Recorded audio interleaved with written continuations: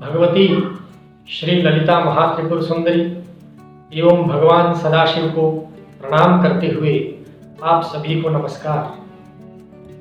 आज हमारे दर्शकों की जिज्ञासा मल मास या खर मास के विषय में है। हमारे दर्शक ये जानना चाहते हैं कि मल मास या खर मास कब आता है और इसकी क्या उपादेयता है, क्या महत्व है, ये क्यों आता है और इसमें हमें क्या करना चाहिए।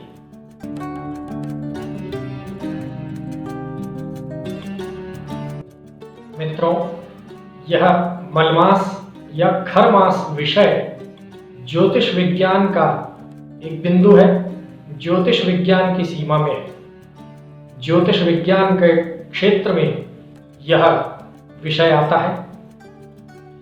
मलमास या खर मास आने के पीछे सूर्य की संक्रांति विशेष रूप से कारण होती है।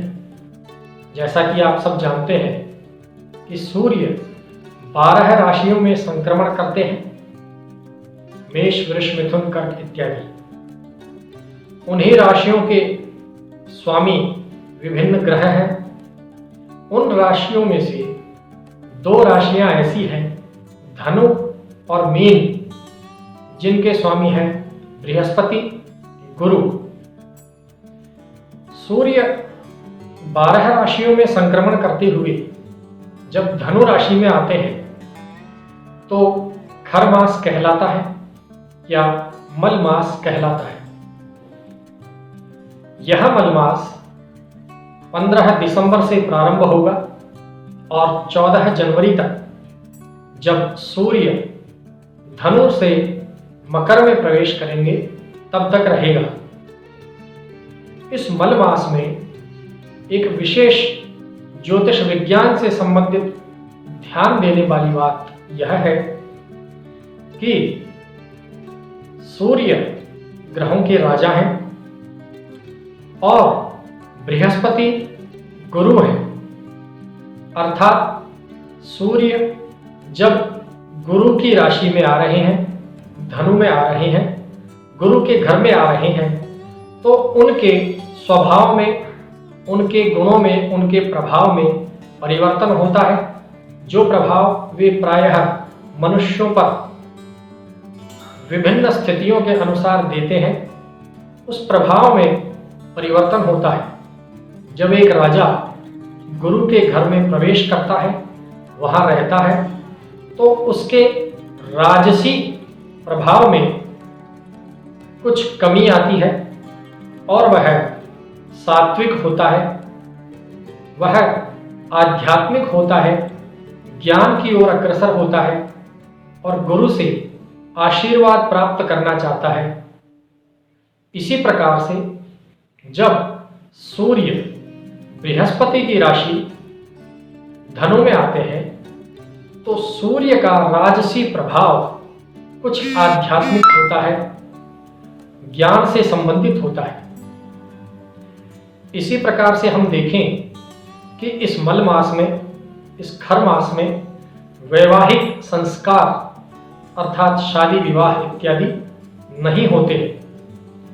विलासिता से संबंधित संस्कार या अन्य कार्य, गृह प्रवेश इत्यादि, जो कि हमें सांसारिक सुख सुविधाओं की ओर लेकर जाते हैं, उन कार्यों का निषेध इस मास में होता है। इस महीने में, इस सूर्य की धनु संक्रांति के 1 महीने में ये कार्य नहीं किए जाते हैं। उसके पीछे कारण यही है कि जब स्वयं ग्रहों के राजा सूर्य देवगुरु की शरण में गए हैं, उनके घर में गए हैं और वे अपने स्वभाव में, अपने प्रभाव में परिवर्तन कर रहे हैं, अध्यात्म की ओर जाने के लिए हमें प्रेरित कर रहे हैं, ज्ञान अर्जित करने के लिए प्रेरित कर रहे हैं, तो हमें इन सांसारिक और अन्य सुख सुविधा पूर्वक संस्कारों और कार्यों से कुछ समय के लिए दूरी बना लेनी चाहिए।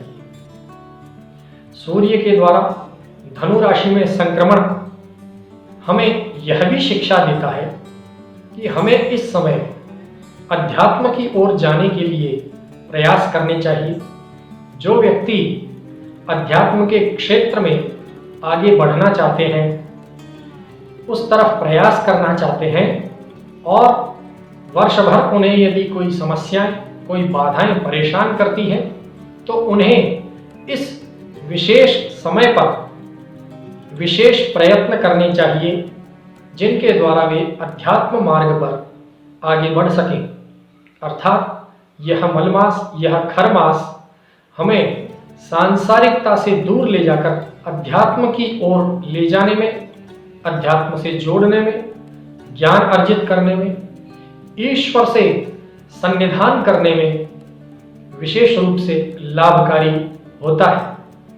यदि आप अध्यात्म के क्षेत्र में जाना चाहते हैं और किसी भी प्रकार से बाधाएं आपको वहां जाने से रोक रही हैं, या फिर किन्हीं भी अन्य बाधाओं के कारण आप अध्यात्म के क्षेत्र में, ज्ञान प्राप्ति के क्षेत्र में, ईश्वर से जुड़ने के लिए प्रयास करने के क्षेत्र में यदि आप बार बार विफल रहते हैं या बाधाओं के कारण रुक जाते हैं, रुकावटें आती हैं, तो आपको इस मल मास में विशेष रूप से देवगुरु बृहस्पति की आराधना करते हुए, उनका ध्यान करते हुए अपने इष्ट देव से जुड़ने का प्रयास करना चाहिए, अध्यात्म की ओर जाने का प्रयास करना चाहिए। इसके लिए आप मंत्र जप, स्तोत्र पाठ इत्यादि जो भी कुछ कार्य करते हैं, उससे पहले ओम गुरवे नमः, ओम गुरवे नमः इस मंत्र की एक माला जप लेनी चाहिए, जिससे कि गुरु की कृपा से अध्यात्म के क्षेत्र में आने वाली सभी बाधाएं दूर होंगी और आप आगे बढ़ने में सफल होंगे। आशा है कि ज्योतिष शास्त्र का यह वैज्ञानिक और तार्किक तथा हमारे जीवन में महत्वपूर्ण अंग के रूप में देखा जाने वाला विषय मलमास या खरमास, इसके बारे में जो हमने जानकारी दी है, ये आपके लिए लाभदायक सिद्ध होगी। ओम स्वस्ति।